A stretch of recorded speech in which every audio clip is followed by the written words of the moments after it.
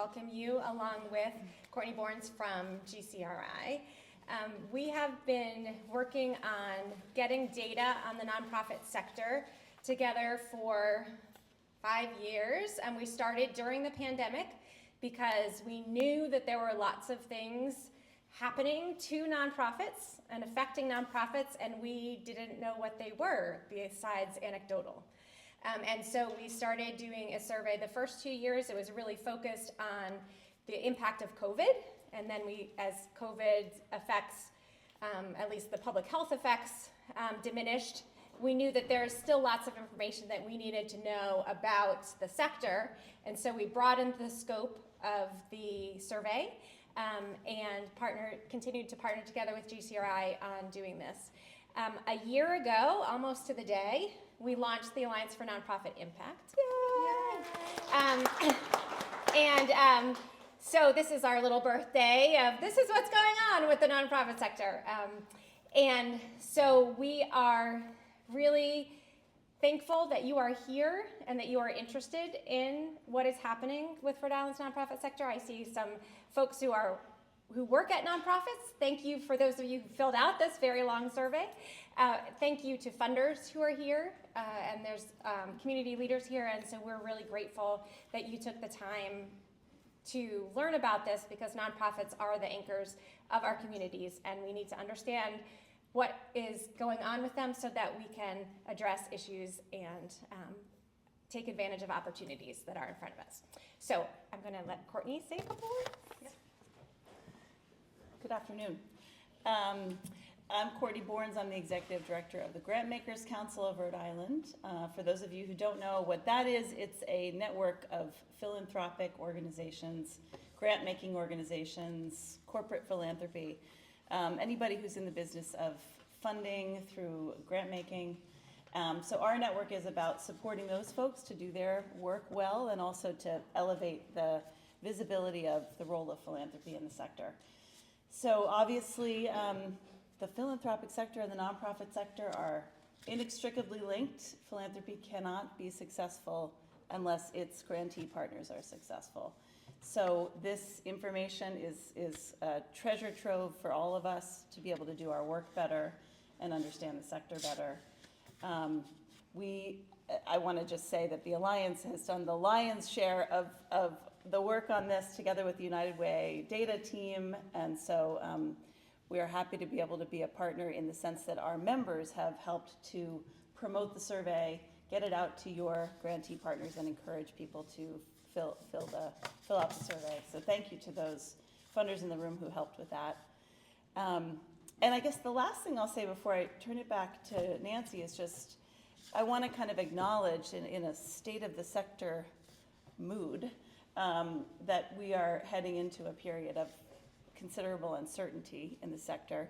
And I know many folks are feeling that now already in terms of financial distress, and there's a lot coming that's predicted, but we don't yet know what that's going to look like. And I just want to say that GCRI is committed to doing its part to keep the philanthropic community informed and engaged, and talking to one another about how we can continue to support the nonprofit sector through whatever lies ahead. So thank you, Nancy. Over to you. So we are tag teaming this presentation with United Way's fabulous data team. Dr. Adama Brown and Sharon Cho have helped to put this together, and so they're going to be presenting a lot of the data. I'll share some of the qualitative responses that we've received. We'll have some time for questions and a little bit of discussion at the end. So please know that there will be some time to answer that. And just to let you know, a lot of things have happened even in the meantime between when this data was collected. We'll acknowledge that through the process, but this was early fall, and we've seen a lot of changes that have happened since early fall. So just keep that in mind as you're looking at what the data is.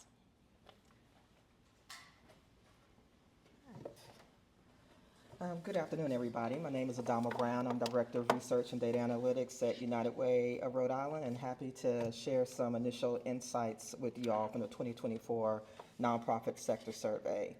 And just to get started, I'm going to focus first on telling you a little bit about the methodology that was used and also about the respondents who actually participated in this particular survey.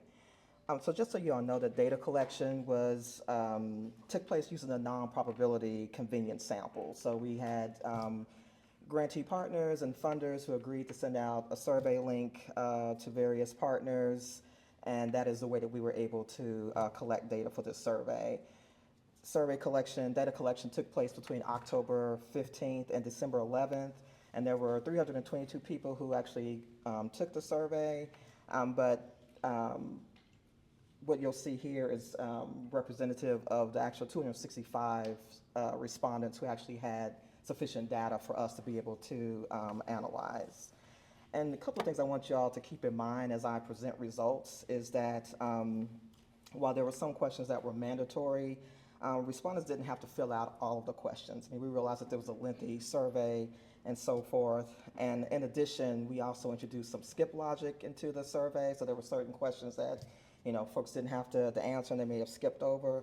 So therefore, as you see these slides, instead of seeing an N or of 265, it's going to vary for some of the data that we share out today. And also I want you all to keep in mind too that lots of the questions that we asked were those types of questions where a respondent could check all that applied. So that required that we use a multiple response type of analysis. And so again, when you see the percentages and so forth, the frequencies that are shared, I want y'all to keep that in mind as well. And so in terms of location or geography where the participants' clients actually lived, those who indicated or answered this question indicated that the majority of them lived in the Metro Providence County area. 40.8% lived in throughout the state, and another 20.4% lived in Newport. When we talk about what the focal areas were for the organizations represented by these respondents, among this group of respondents, the top 5 programmatic areas and services were arts and culture, K-12 education, basic needs, workforce development, and the environment. And also keep in mind that the organizations represented in the survey, they were less likely to focus on non-hospital related healthcare, housing and unhoused, racial equity, and social justice. We also wanted to get a sense about the types of organizations overall, and one descriptive that we looked at was revenue. And so we asked respondents to describe the organization's revenue for the last fiscal year. And you'll notice from the graph here, the pie chart, that the majority of those who responded, or 40.8%, indicated that their revenue was either between $1 million and $5 million or over $5 million in revenue.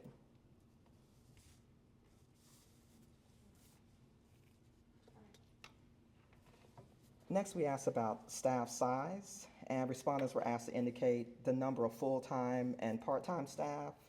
Of those who answered the question about full-time staff, you'll see that the pie chart suggests that 45.4% had staff sizes that range from 3 to 5, or 11 to 25 full-time staff persons.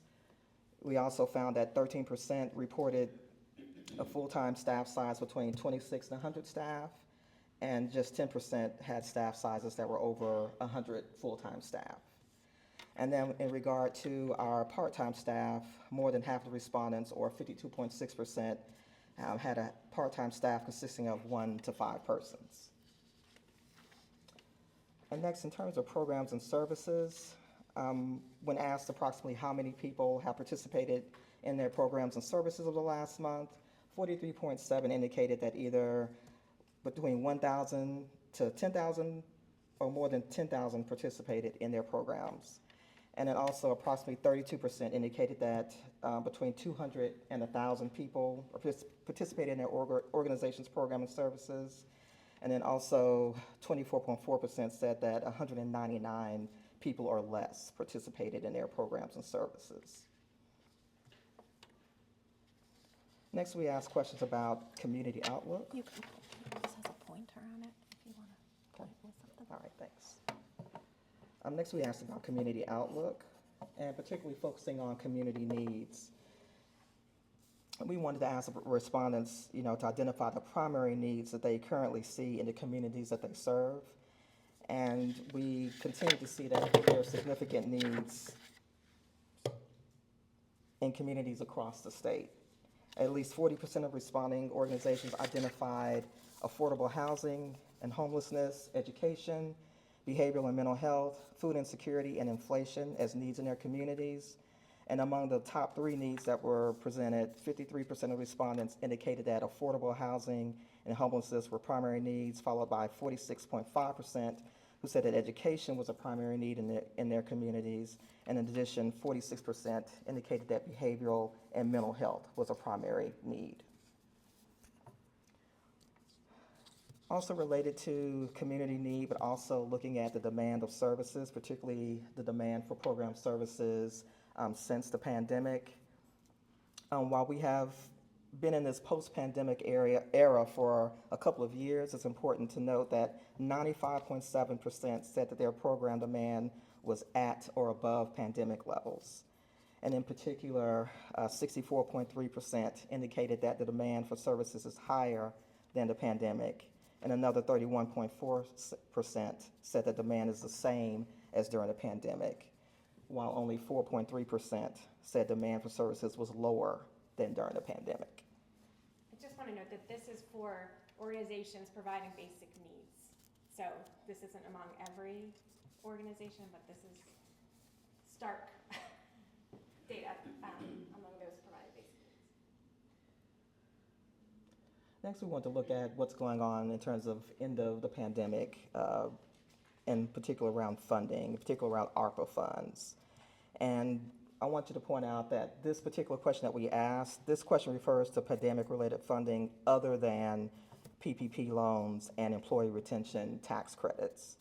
And so there were 95 orgs that reported receiving pandemic-specific funding, with 51 receiving more than $100,000 in pandemic-specific funds, and only 12 still have active pandemic-specific funding with expiration dates in 2025. And so this funding was a significant resource, but less than a quarter of organizations who receive ARPA or other governmental supplemental funding have secured alternative funds to replace COVID-specific funding. And one thing is to point out is that some organizations had funding expiration dates in 2021, so they have been operating for several years already without the pandemic-specific funding, and it is concerning that they haven't been able to replace what they lost with the end of ARPA funding.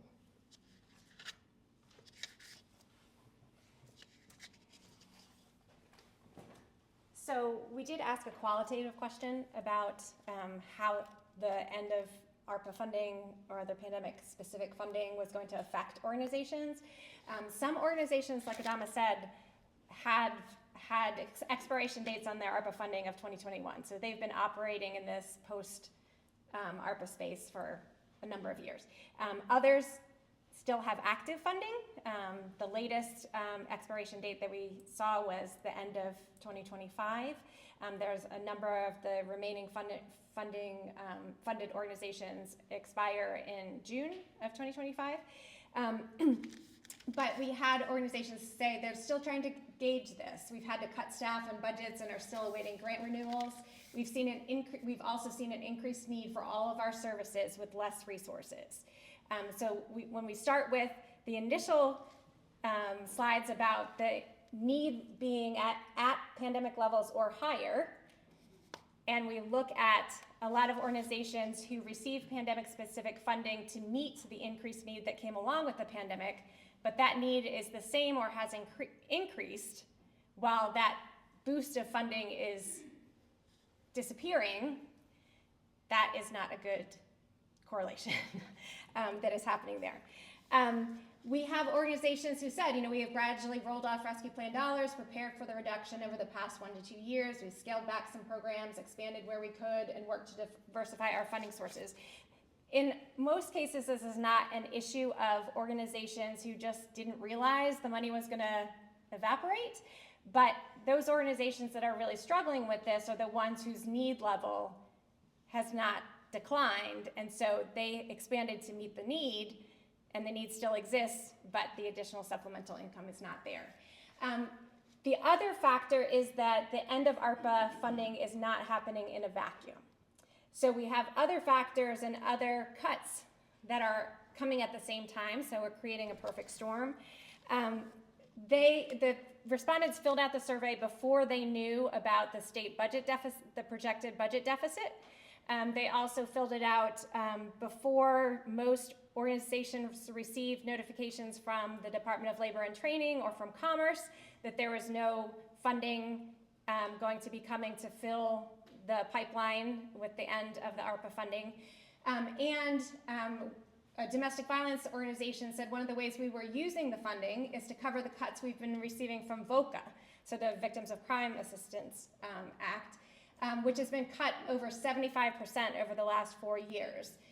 If we don't replace it, we'll likely have to cut programs. So when we're seeing these other cuts happening, workforce development programs seeing WIOA cut by 40%, some of the ARPA money was able to forestall the impact of those other cuts. And so they're going to be felt, it kind of delayed the impact of some of those other federal cuts and softened that blow, but didn't change the issue of the fact that some of these significant federal cuts already happened. That on top of the fact that we're anticipating additional, potentially really significant cuts with the new administration is incredibly concerning.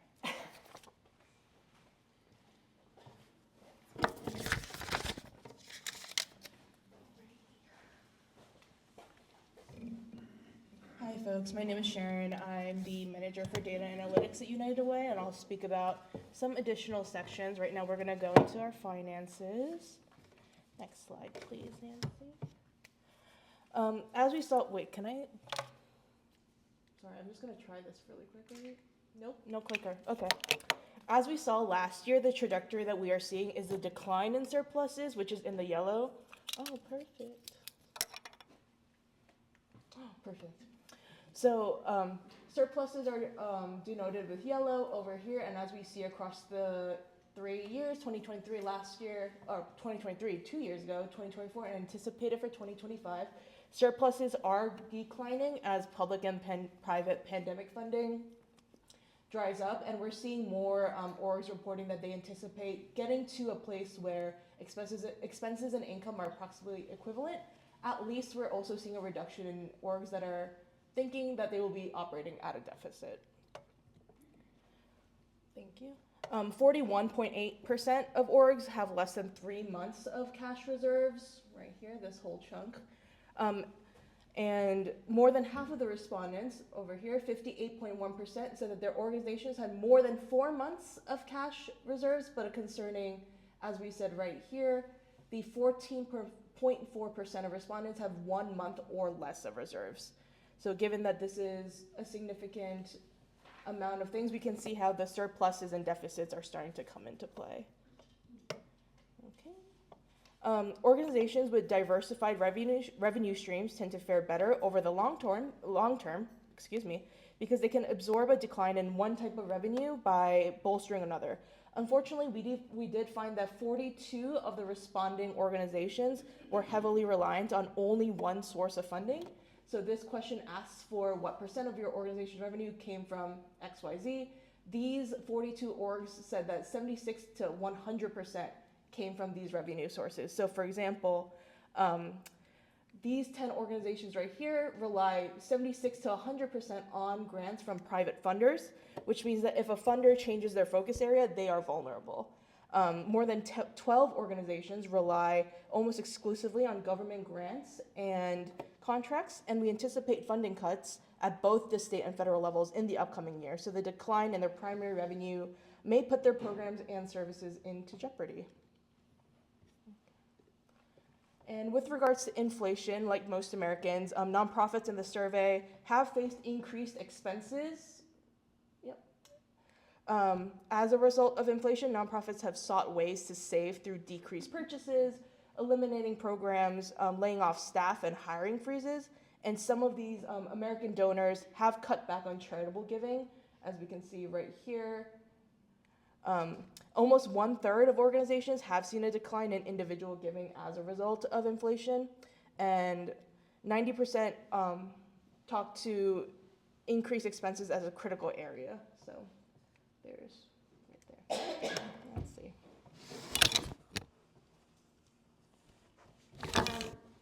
Organizations have taken different tactics to trying to respond to some of these financial challenges. One organization said before the election, the future of our organization showed a clear path to sustainability, but we're carrying a large line of credit and at currently high interest rates. Debt reduction is the most important thing for our future sustainability. Another organization said they laid off most administrative staff, had cuts to programs and salary cuts. We're extremely concerned about our 2025 budget. We need support on additional funding sources, the impact of the election on funding, how to collaborate and partner with others to meet the community need, and also to share resources. We have a larger gap than ever to close for our 2025 budget. We're identifying sources of revenue, including an increase in Medicaid billing, and also looking for more state support, which if an organization is looking for more support from the state that is looking at places to cut, I see the eyes going up from our state employee here, that is maybe a dry well to be looking at. We have not hired for vacant positions, which means our staff and volunteers are burning out. I need more professional help. Thank you. And speaking of professional help, I'm gonna go to the next slide. We did also ask about the types of support that would be valuable to your organization's financial management and sustainability. These are the top 5. Shared subscription services, back office support organizations such as finance, accounting, ITHR, collective buying for benefits and supplies, pool of trained volunteers in training or mentoring in financial management. And it's notable that like folks are looking to collaborate and see where they can pool resources so that ideally for the collective, it works out for the best. And then we're gonna move on to staffing on that note. Nonprofits are a significant portion of the Rhode Island workforce, with 17% of the private sector workers in Rhode Island being employed by nonprofits. Most nonprofits with paid staff made efforts to hire new staff members in 2024 for both existing and new positions. Next slide, please. And then, it was difficult to fill many of these openings for nonprofits in 2024. As we can see, many positions remained vacant for months. This is similar data to last year, with a slight increase from last year's 53.5% over 3 months, and higher than the 2022 survey, where 47% of positions remained open for more than 3 months. So this whole section right here. It was 55, I'm not sure if Sharon said, but it's for 55% this year of This whole vacancies lasted over 3 months. Yep. Okay. And with regards to financial support, I did go over this. Give me a second. I'm looking at the wrong thing. Hiring challenges. Some of the hiring challenges faced by nonprofits are typical of any organization in Rhode Island trying to hire right now. Some organizations talk about how do you do man an in-person 9-to-5 operation with people who want to work virtually on flex time. That's not unique to the nonprofit sector. There are skill sets that are unique to particular positions that may be in different jobs across the state. Lack of affordable childcare and public transportation. If you can't get to the place that you need to work, your kids don't have a place to go, you're not going to take that job. And so that's one of the reasons that the Alliance has on our advocacy agenda weighing in about public transportation and childcare, because it affects the nonprofit workforce. Some things are a little bit more specific. We have a very talented team, but unfortunately most are working part-time or less.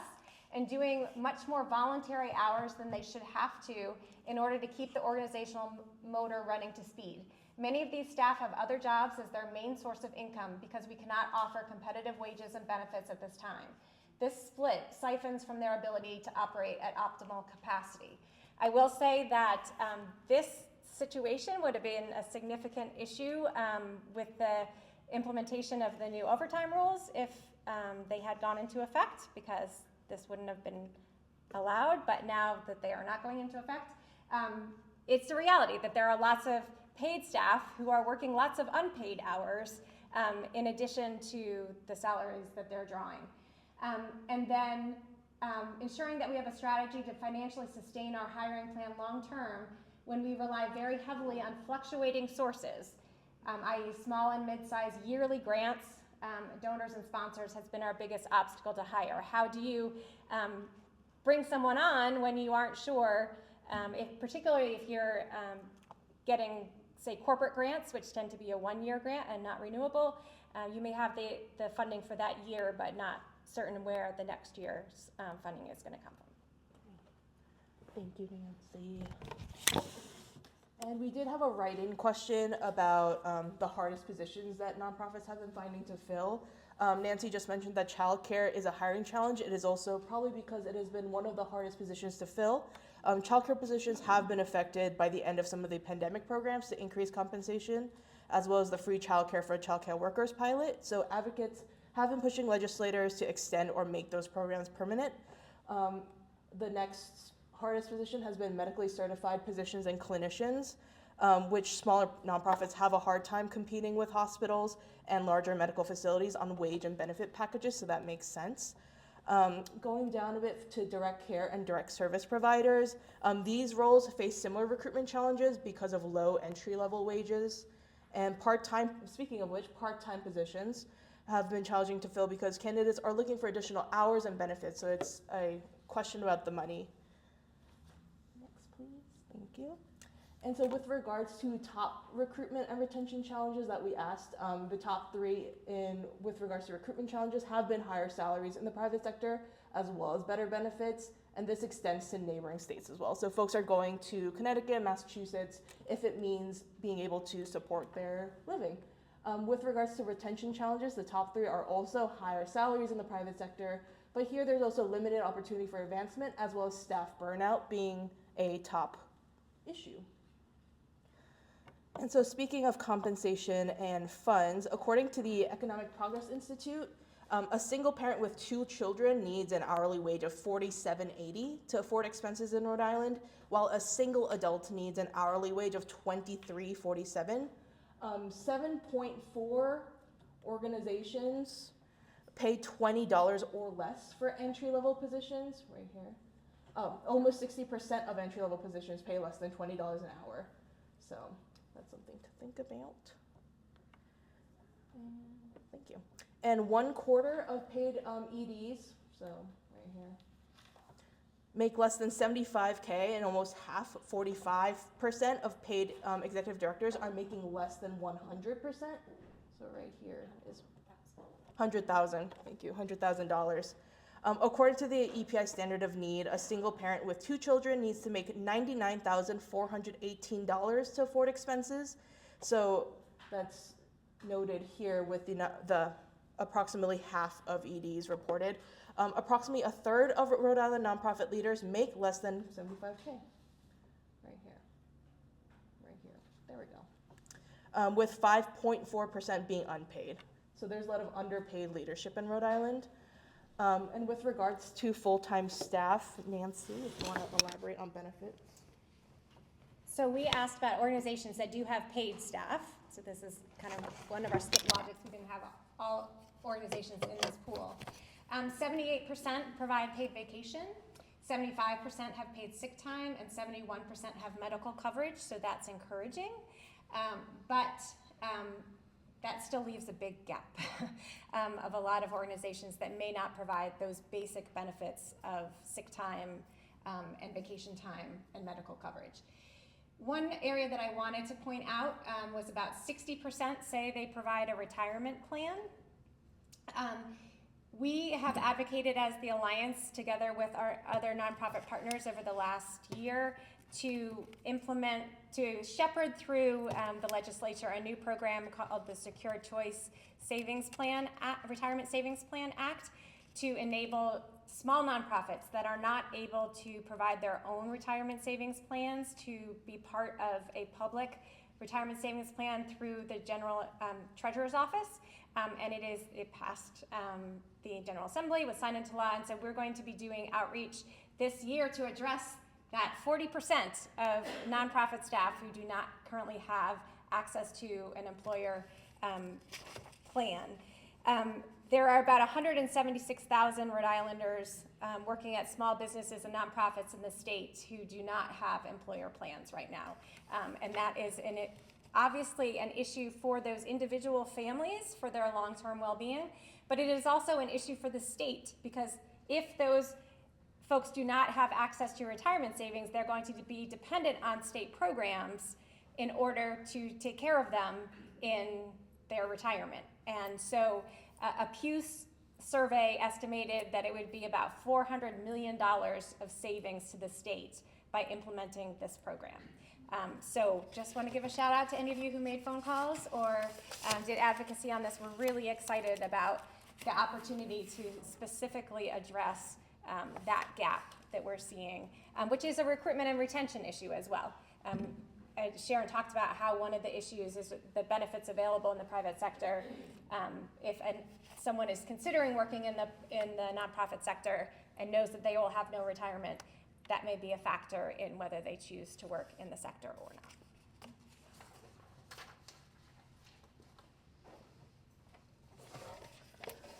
So next I want to talk about both staff turnover and leadership turnover and kind of what that means for organizations. So when we looked at staff turnover, we found that 15% of organizations had staff teams that predominantly made up of employees that had been with that organization for 2 years or less. And so this is a real challenge, because that means that there's a lack of institutional knowledge that requires a significant investment of time and money being diverted from mission-related activities to hiring and training. And then also when we look at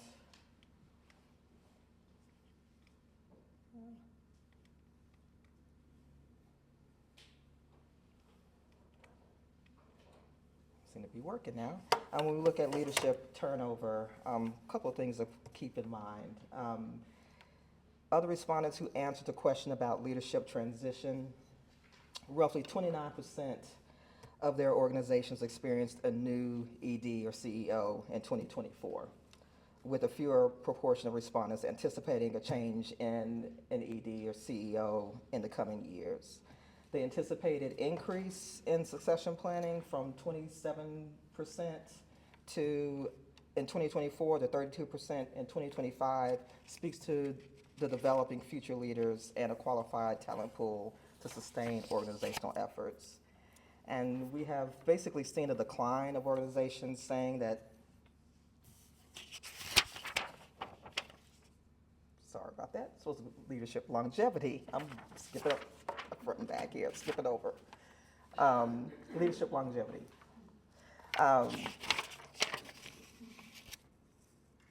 So we continue our look at leadership and organizational sustainability return to leadership longevity. This graph points to the cycle of leadership turnover. We'll see here that in slightly less than 1/3 of responding organizations, the executive director has held the role for over 10 years. And slightly less than 1/3, or 30.4% of the organizations are headed by leaders who have been in the role for less than 2 years. So this finding suggests the importance of succession planning, as well as providing the adequate and appropriate supports and training to foster the longevity of executive leaders. In addition, there is a great need to support new executive directors and ensure that organizations are able to set up new leaders to succeed after well-established leaders and founders retire. Burnout is something that we've seen to be consistent over the course of doing the nonprofit survey of the last 5 years. And while we are seeing some improvement in the extent of burnout that's reported by nonprofit leaders, with year-over-year improvement from 2022 to 2024, and the percentage of nonprofits who report some or all of their staff are experiencing compassion fatigue, emotional exhaustion, staff leaving or considering leaving the sector. But despite these improvements, the level of burnout remains extremely concerning, with 78% of organizations reporting that some or all of the staff is burnout, and 72% that some or all of their staff is emotionally exhausted. We've also seen a decline of organizations saying that some of their staff left the nonprofit sector entirely in 2022, and the percent was almost half, or 47%. And in 2024, it had declined to closer to less than 1/3. And so this may be a positive in some ways, or it could be a sign of attrition, with a significant number of staff having already left the sector in the past few years, and with half of organizations reporting that some or all of their staff is considering leaving the sector. There is still continued cause for alarm. Next slide. So the greens are the ones that are heading in a positive direction over the last 3 years. So compassion fatigue, emotionally exhausted, and staff having left the sector, staff considering leaving the sector, those have all been in a positive trajectory. The problem is that where they are is still unacceptable. To have 72% emotionally exhausted and 50% having staff considering leaving the sector is not where you want to be.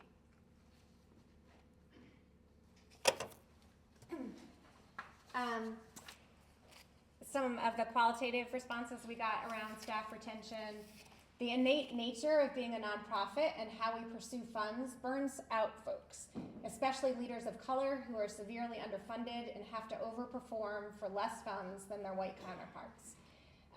Some staff have left to go into a job that requires less juggling, less work outside of normal business hours, and better benefits.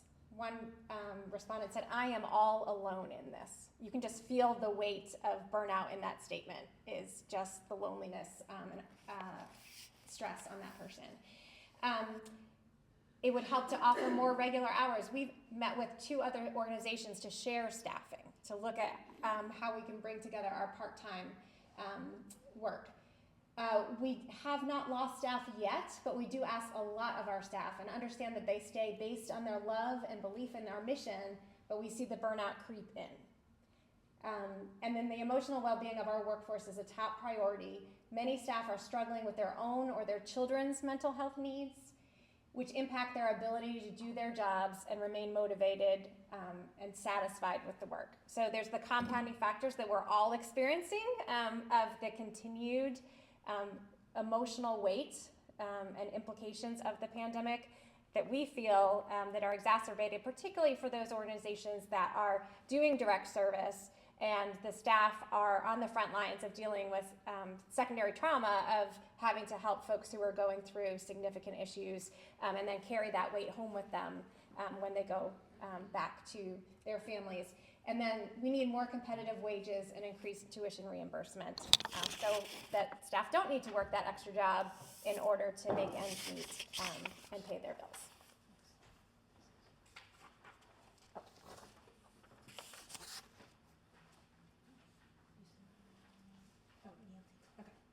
Sorry, this is me too. We asked about other human resources activities that they have done in the last year. Almost 11% have had staff layoffs or furloughs. At the same time, one of the good things is that we see a real interest in bringing people into the organizations. Almost 60%. These are organizations that had paid staff that answered this question. Almost 60% have had a college intern or apprentice. And high school interns was about 1/3. So that is great news. We would love to see more funded internships programs. A lot of these may not be funded positions, which makes it really difficult for people of color or people from lower income areas to be able to take on that kind of experiential learning because they need to be making money. And so one of the things that we want to do in order to diversify the sector is to ensure that those are funded internships. The last thing that I wanted to just point out is the hired someone with barriers to employment. 20% of nonprofits answered that they had hired someone with barriers to employment. That could mean they were formerly incarcerated. It could mean that they are from a tribal community. It could be that they live in an empowerment zone. Those hires, if it was a for-profit organization, would qualify the organization for a tax credit. So for-profit companies are getting a boost from the government for doing these activities that 20% of these nonprofits are doing and getting without getting the same benefit. There isn't a parity there because the nonprofits are not paying taxes, and so they are not getting a tax credit in return. That is an issue that the Alliance is working with. We've been trying to educate our congressional delegation on. That's not fair. That if these are activities that are important to the federal government and that they are trying to incentivize organizations to do, and they are not, we all know that nonprofits are the most likely organizations to hire people with barriers to employment because there's lots of people that they work with that they learn to love and that they see would be great at their organization, and so they want to hire them. But they're not getting that extra benefit that for-profit companies are. And so we are looking at, there's a number of different tax credit issues that there should be parity within, between small businesses and nonprofits. And that is something that we would like to continue to engage the rest of you on, educating our congressional delegation and working on advocating for that. There are creative ways that they started to do during the pandemic, so it's not just an income tax basis, but payroll tax is a way to funnel that money back to nonprofits without having to create a whole new system. And so there are some innovative things that were tried during the pandemic that should be continued. Thank you, Nancy. And just to confirm, so, oh, here we go. 2/3 of our responding organizations have worked with volunteers in 2024. Many orgs, not just all volunteer organizations, depend on volunteers for the delivery of programs and services, approximately 45%. Some, almost a quarter, rely completely on volunteers for all roles. Volunteers expand the capacity of nonprofits to serve their communities, but it takes time to train and manage volunteers. And so skill-based pro bono support has dropped from 37% last year to almost 30% this year. And so there remains a need for ongoing pro bono support roles like treasurer, marketing, and event planning, as we'll see in the next slide, please.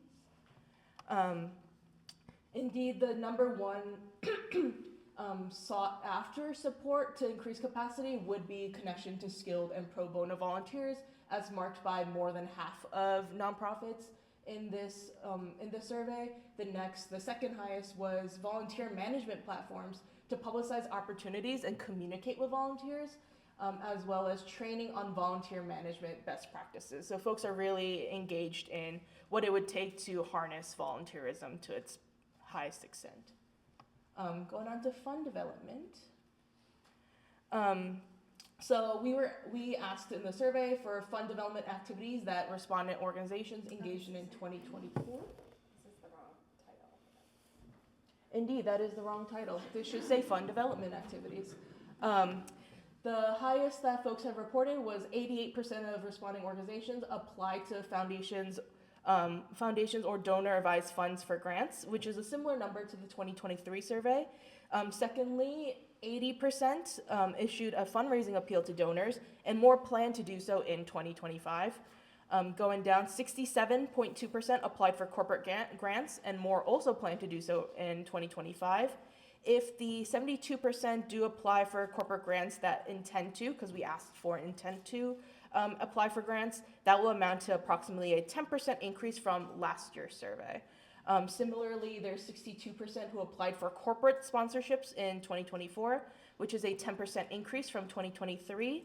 And the figures for 401 gives, currently 60.7% in 2024, and in-person fundraising is similar to 2023. So there hasn't been that much shifting over there in the past year. Meanwhile, the 2024 numbers for applying for federal or state contracts, grants, or Medicaid billing is 46.3%, significantly below 2023, which was at 55.9. But sorry, 46.3, there we go. But this may be influenced by the looming state budget deficit and the end of ARPA funds, which should be noted. And so going to donors, alrighty, thank you. The percentage of organizations with under 50 individual donors increased from 35% last year to 40% in this year's survey. Right here, elaborating on that, more than half, 54%, have fewer than 100 individual donors. So right around here, this whole chunk.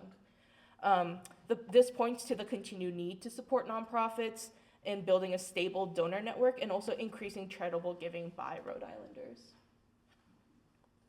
Okay. And I just want to highlight that again. Over half of nonprofits have less than 100 individual donors.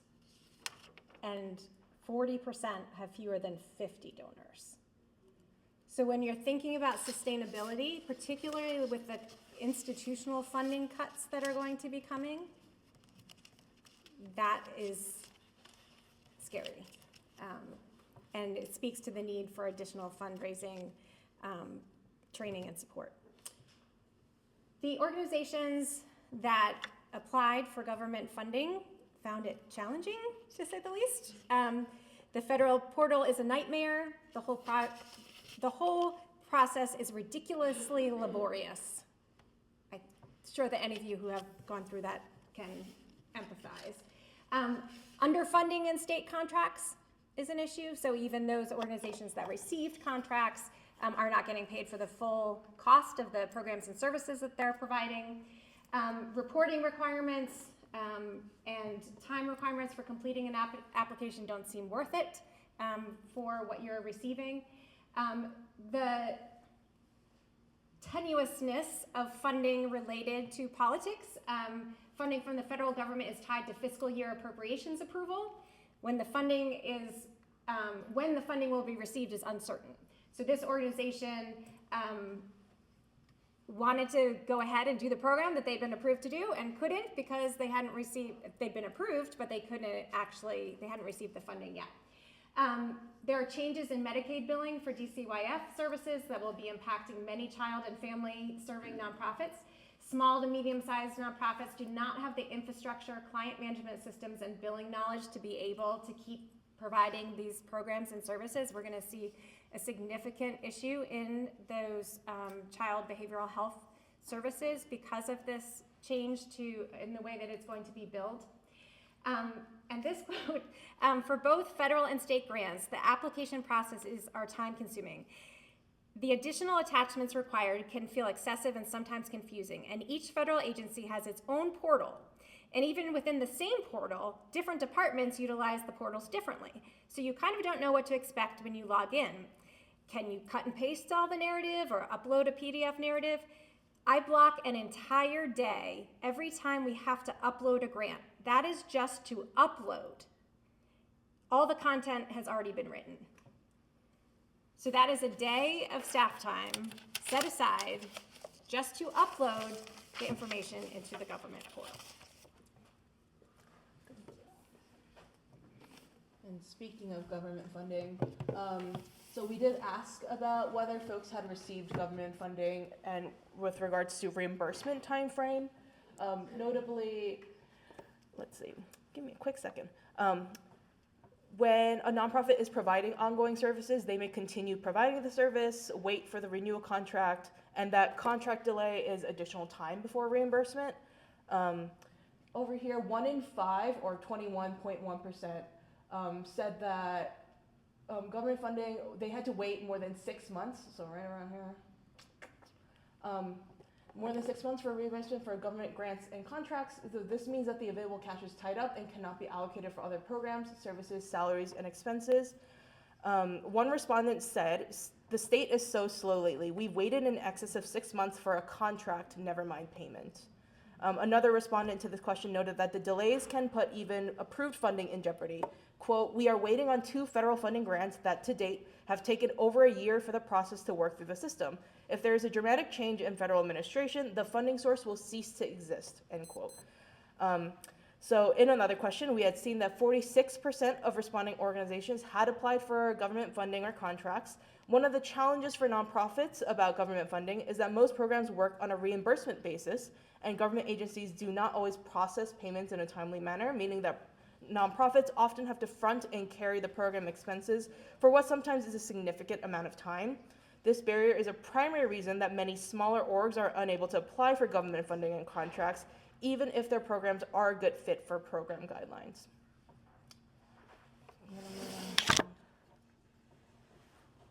So we've given you a very blitz snapshot of lots of different approaches to fund development and revenue generation. Nonprofits need a lot of support and training in all these areas. They're looking for support for funding for grant writers, for fund development staff that is dedicated to doing fund development beyond doing programmatic work, researching both prospects and grant opportunities, and also creative thinking about how to collaborate with other nonprofits versus competing for limited resources. Okay, we're going to get into some policy and advocacy questions. About half of EDs and senior leadership, so right here, pardon for the illegibility, did not know this projector was going to be this dim, but approximately half of EDs and senior leadership are involved in different types of advocacy, but we see much less engagement from boards and participants / clients. Both of these groups can be extremely effective when they engage with policymakers because of the professional and lived experiences that they bring to the conversation, but they need to be trained and activated appropriately. The highest engagement from groups was advocacy to state legislators around state legislation, which given the state's small size and proximity to legislators can be very effective. The lowest form of engagement for all groups was advocacy to the state executive branch around state budgeting. About half of EDs were engaged with state agencies and departments on programs or initiatives, right around here. But only 14.5% of organizations had participants and clients also involved in those conversations. So right there. When asked about the supports that they would need to increase policy and advocacy work, nonprofits requested advocacy training, funding for staffing to free up leadership for policy work, as well as pro bono lobbying support. Some orgs are interested in pooling funds for a lobbyist or collective advocacy work, which we saw earlier in the desire to collaborate with other nonprofits to cut down on expenses over the long run. Okay. This is the true collective advocacy slide. The top 10 advocacy issues that nonprofits are interested in becoming more affiliated with / getting more into. The top one is, at 64.7%, issues affecting the nonprofit sector, such as charitable deductions, state contracting, and increased public investments. And from there, I'll list the rest of the top 5. Education remains a top concern. Federal and state grant / contracting improvements. Racial equity is within the top 5. It's the top 4 that nonprofits report being wanting to advocate in, and as well as workforce development rounds out the top 5 that nonprofits say that they are wanting to advocate in. And then next is Adama. It's this big button.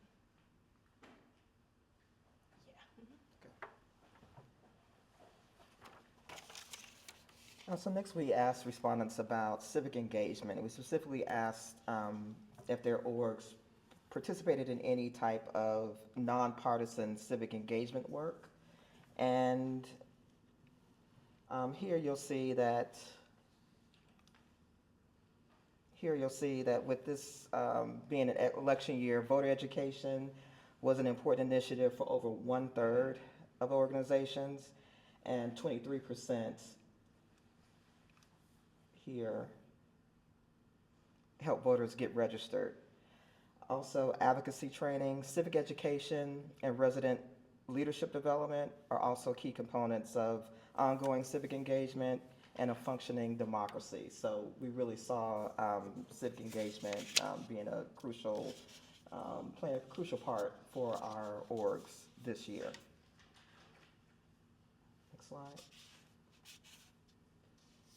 Next, we asked respondents to identify the most important ways that the nonprofit sector contributes to Rhode Island communities. And these top contributions can be seen as ways that the sector contributes to civic health.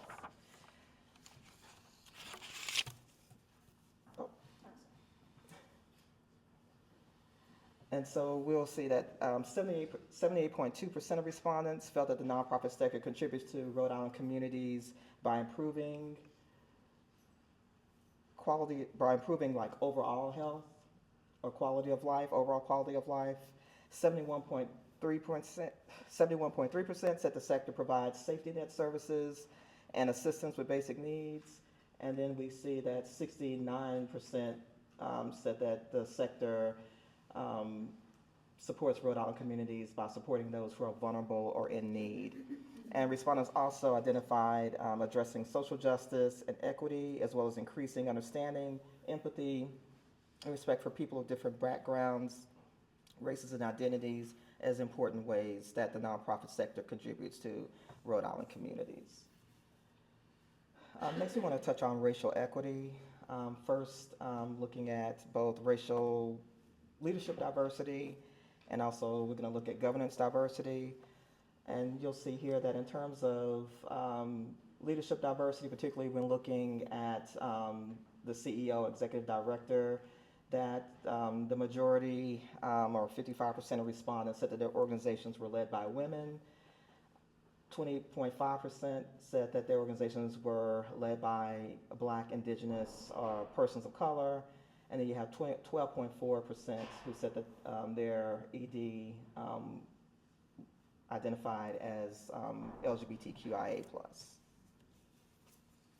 And in terms of governance diversity, when asked about governance and board diversity, we see here that 91% of respondents said that their board included women. 67% of the respondents said that their boards include one or more persons who identify as BIPOC, and 38% said that their boards include one or more persons who identify as LGBTQIA+. We have more people who said that their boards also included individuals who were persons living with disabilities and veterans.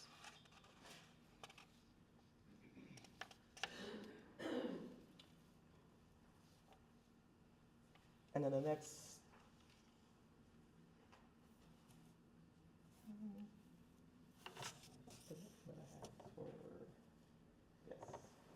racial equity practices. Next thing that we looked at was whether or not the organization actually engaged in some type of JEDI, it's justice, equity, diversity, inclusion, or racial equity practices. And we'll see that basically approximately 32% up to 44.3% of respondents said that their organizations engaged in some type of racial equity practices, including board training on JEDI, intentional support of BIPOC staff and board members, active recruitment of candidates of color, as well as those from underserved areas, staff training on JEDI, and bringing in guest speakers to learn about diverse history, cultures, and celebrations. And then there were a number of open-ended questions related to racial equity support, and I'll just read a couple of them. One said, "We have had this as a goal for a long time, but have not had the time capacity to create a dedicated strategy. We would like to increase the BIPOC participation in our board. We have more BIPOC volunteers than ever before, but still disproportionately low. We have historically converted volunteers into board members rather than seeking out rather than seeking out board members specifically. So hopefully some people will convert. We have been working with a Jedi consultant, of which we will not have funds to continue in 2025. A couple of others. We need more training or best practices on how to recruit a more diverse board, and more funding to be able to hire additional staff and market those positions more in underserved areas.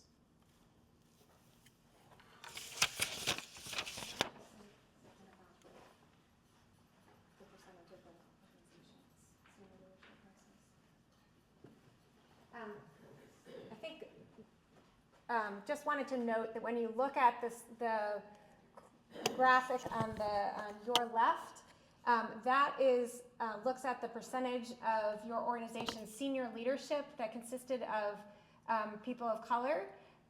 The blue is none. The graphic on the right is board of directors.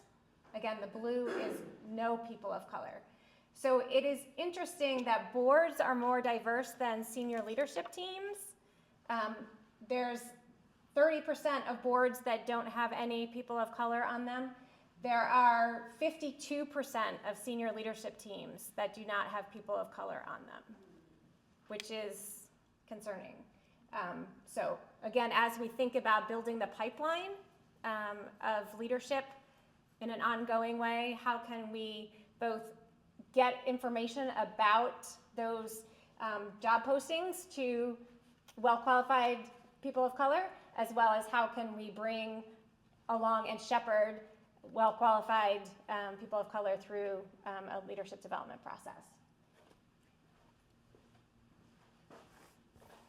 We'll be talking climate now and the environment. Although we do live in a state that will clearly face the consequences of climate change as the ocean state from sea level rise and other factors, only 5% of organizations report having climate resilient facilities, while 40% are not doing anything currently to address environmental issues in their programming or operations. Only 17.5% right here have energy efficient facilities, and there are currently several federal programs available for energy upgrades for things like solar. Nonprofits need assistance though to think through their projects and get connected to existing technical assistance, so funders can help definitely publicize those opportunities. Lovely. Accessibility. We also asked questions about accessibility and the supports necessary for organizations to make their orgs more accessible. The most frequent requests were training and accessibility assessments combined with the necessary funding to implement those recommendations. Many nonprofits do rent their facilities, so they would need investment from their landlords. With regards to the already implemented accessibility practices, 46%, almost half, do have programming for, by, or with people with disabilities, while 42% also have facility upgrades, as well as website program evaluations at 36%. Okay, capacity building. So nonprofits, we asked, looking internally, how would you rate your organization in the following areas: unsatisfactory, satisfactory, excellent, etc. And these are the organizations that marked satisfactory or excellent in these areas. So nonprofits are understandably most confident in their mission-related programs and services at 90%. Over 90% have marked satisfactory or excellent in that area for themselves. They're least confident in their evaluation and fundraising. Around 45% of organizations marked satisfactory or excellent there. There's a high level of confidence in financial management at 80%. Financial management, innovation, board governance, operation, even up to operations. Although financial management, governance, and operations, as just mentioned, are also the most frequently requested supports in outreach for the Alliance for Nonprofit Impact. So there is a discrepancy there. And speaking of which, with regards to the use of third-party services to extend capacity, these are how organizations have proceeded in the past 12 months and how they plan to continue in the next 2 years. This obviously is subject to change given recent things happening within the nonprofit sector, but currently within the past 12 months, the top 5 third-party services that nonprofits have been using are financial, accounting, bookkeeping services, human resources, payroll services, IT and cybersecurity, benefits administration, as well as marketing and communications. So very crucial components to running a nonprofit. Evaluation and data. Thank you. And so, yes, this one last slide has to do with data collection and how it is that organizations evaluate or determine or measure impact or effectiveness.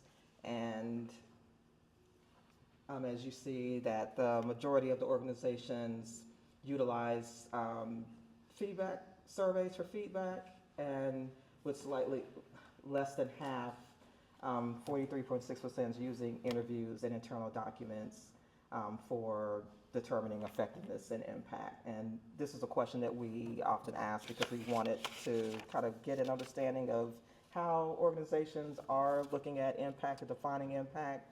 And so we wanted to know some ways that they were going about doing that internally.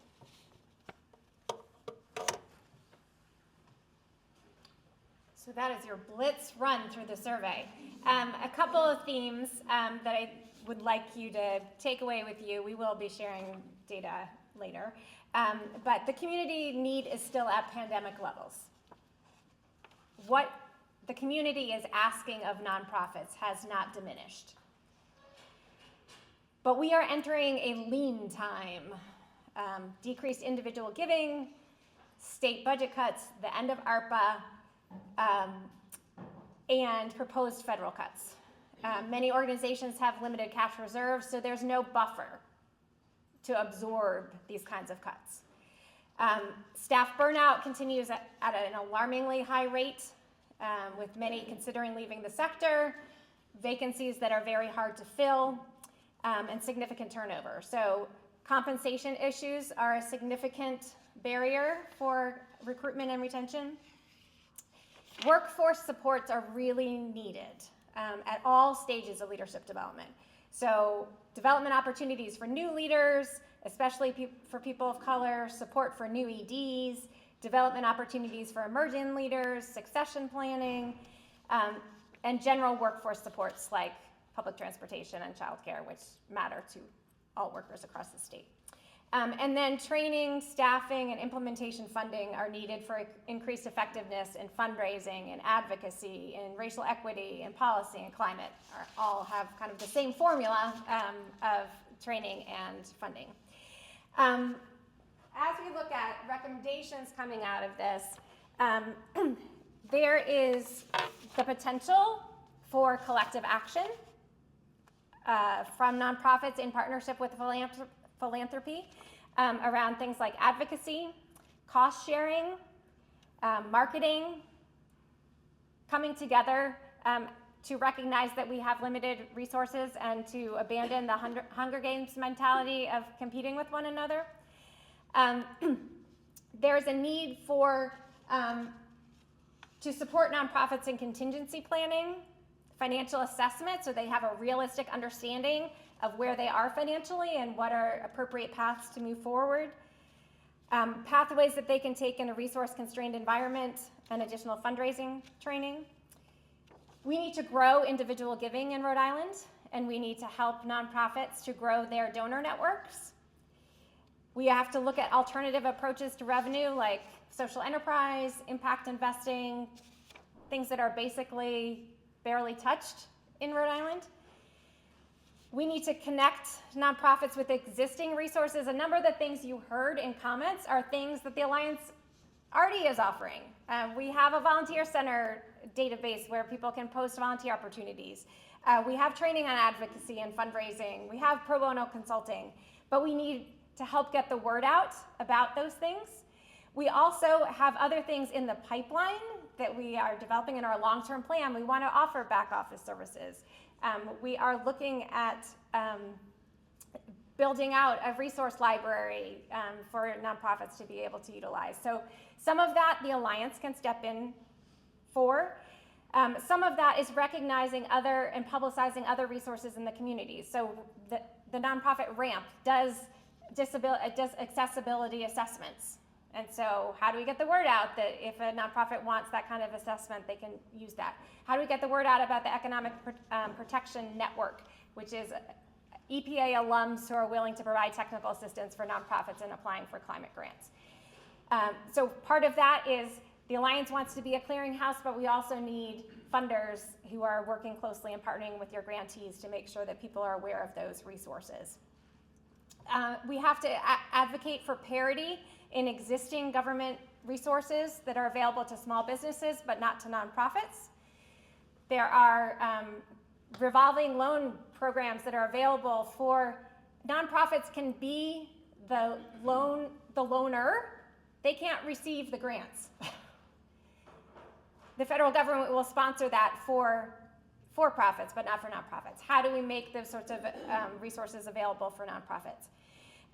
Funding that includes living wages for staff and full cost of the programs and services that are being provided, and support for nonprofit staff in leadership development, wellness, secondary trauma, and supports like that.